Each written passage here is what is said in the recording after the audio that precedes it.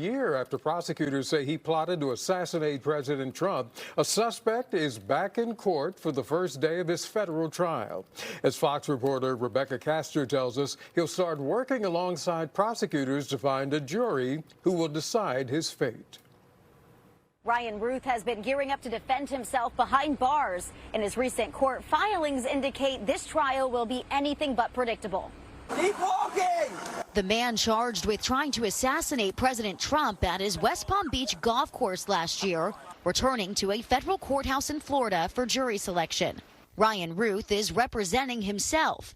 And over the next 3 days, both sides will work to find a panel of 12 jurors and 4 alternates. A pro se defendant doesn't have to be able to capably represent themselves. They just have to be able to, at a bare minimum level, understand what is going on here. Prosecutors say Routh plotted this attack for weeks and camped out near the golf course with a rifle. A Secret Service agent spotted the gun and opened fire after Routh allegedly aimed at him. Routh dropped his weapon and ran. This defendant representing himself with certainty will turn that courtroom into a circus. Since taking over his own case, Routh has made a series of unusual requests, including challenging President Trump to a, quote, beatdown session and a round of golf for the presidency. Judge Eileen Cannon has denied most of his requests as being irrelevant to the case. She also ordered Routh to wear business attire and use a podium to speak to jurors and witnesses. If she overrides his desire to represent himself, it could be overturned and he could get a whole new trial. If convicted, Routh faces a maximum penalty of life in prison.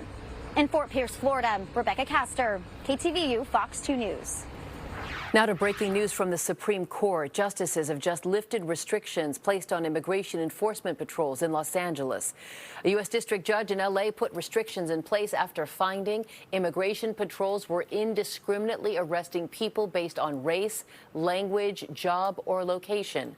The Supreme Court's 6-3 decision now clears the way for those patrols to resume. The Trump administration argued that the district judge's order wrongly restricted agents carrying out its crackdown on illegal immigration. Our time is